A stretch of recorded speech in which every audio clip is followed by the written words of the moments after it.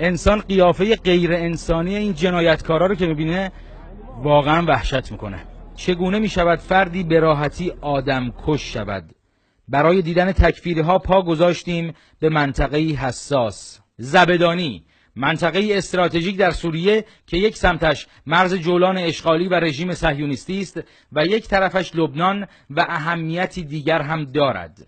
یه نقشه رژیم صهیونیستی داشت که در جبل الشیخ به تروریست ها در این منطقه کمک کنه تا از طرف شمال غربی دمشق بتونن بیان شهر دمشق رو محاصره کنن، اما این محاصره شکسته شد.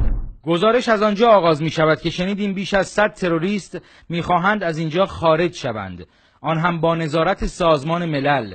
برای ما جالب بود نام سازمانی که انگار تروریست ها برایش مهمتر از مردم مظلوم سوریه اند. تقریبا شهر زبدانی و ارتفاعات اون رو ارتش و نیروهای مردمی سوریه آزاد کردن. فقط تروریست ها در 1 کیلومتر مربع محاصره بودند که الان تصمیم به تسلیم شدن گرفتن. نمایندگان سازمان ملل بودند، نمایندگان صلیب سرخ و چند آمبولانس و اتوبوس هایی که میخواستند تروریست ها را منتقل کنند. به کجا؟ به ترکیه. خب اینجا نزدیکترین جا به این تروریست های جنایتکار هست. تروریست های از احرار شام، جبهة النصره، جیش الاسلام و داعش. هر کدام از این جنایتکاران 10 نفر از مردم مظلوم سوریه را سر بریدند، خانه ها ویران کردند، زندگی و آسایش مردم را گرفتند. تروریست هایی که هر کدام مزدور کشورهای مرتجع عربی و اربابان غربی خود هستند. لطفاً برگردید عقب و حساسیت ایجاد نکنید.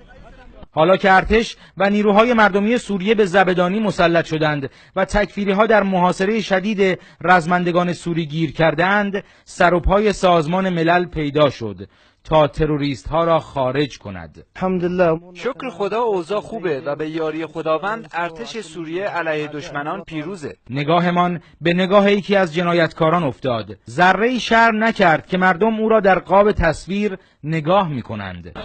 از یکی دیگر سوال کردیم این همه جنایت بس نیست؟ با پررویی تمام گفت نه. الامم المتحده دائما ضد. سازمان ملل همیشه علیه دولت و ملت سوریه بوده و هرگاه تروریست‌ها در تنگنا باشند وارد عمل می‌شود. پادرمیانی و مذاکره با تروریست‌ها برای خارج کردن حدود 336 تن از مردم مظلوم فوع کفریا از محاصره تکفیری‌ها بهانه سازمان ملل برای خروج تروریست‌ها از زبدانی است. بیش از 2 سال است 40,000 نفر از مردم مظلوم فوع کفریا در شمال غرب سوریه و در استان ادلب توسط تکفیری ها محاصره شدند و زندگی مشقتباری را می‌گذرانند.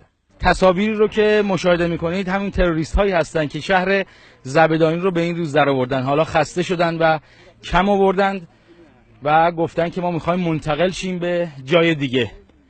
جالب هست که با نظارت سازمان ملل این تروریست ها میخوان به کشور ترکیه منتقل بشن، همون کشوری که ادعا میکنه من با تروریست ها کاری ندارم. جالبه هر وقت که این تروریست ها خسته میشن یا کم میارن سریع سازمان ملل خودش رو به معرکه اونها میرسونه تا اونها رو منتقل کنه، اما مردم مظلوم سوریه در شهرهای مختلف وقتی توسط تروریست ها این همه کشته میشن و خانه هاشون خراب میشه اثری از سازمان ملل نیست.